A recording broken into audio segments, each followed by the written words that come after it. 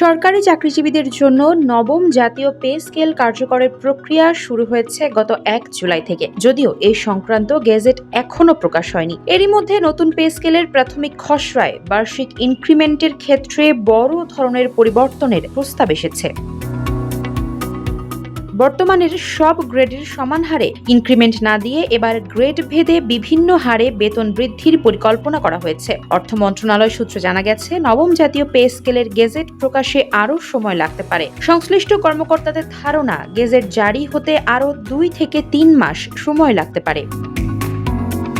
প্রাথমিক খসড়া অনুযায়ী ৬ষ্ঠ থেকে ২০তম গ্রেড পর্যন্ত বার্ষিক ইনক্রিমেন্ট মূল বেতনের ৫% রাখা হয়েছে। পঞ্চম গ্রেডে ৪%, তৃতীয় ও চতুর্থ গ্রেডে ৩.৫% এবং দ্বিতীয় গ্রেডে ২.৭৫% ইনক্রিমেন্টের প্রস্তাব করা হয়েছে। প্রথম গ্রেডের বার্ষিক ইনক্রিমেন্ট আলাদাভাবে নির্ধারণ করা হবে। বর্তমানে সব গ্রেডেই গড়ে ৫% হারে ইনক্রিমেন্ট কার্যকর রয়েছে।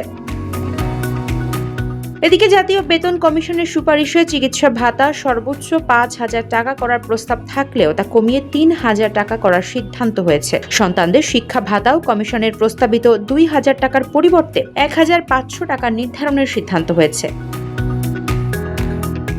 অর্থ বিভাগের একজন কর্মকর্তা গণমাধ্যমকে জানিয়েছেন, মূল বেতন উল্লেখযোগ্যভাবে বাড়লেও কমিশনের সুপারিশের তুলনায় কয়েকটি ভাতার হার কিছুটা কমানো হচ্ছে। তবে বর্তমানের তুলনায় সব ভাতাই বাড়বে। পরিকল্পনা অনুযায়ী প্রথম ধাপে শুধু নতুন মূল বেতন কার্যকর হবে। বিভিন্ন ভাতা ২০২৭-২৮ অর্থবছর থেকে পর্যায়ক্রমে বাস্তবায়ন করা হবে।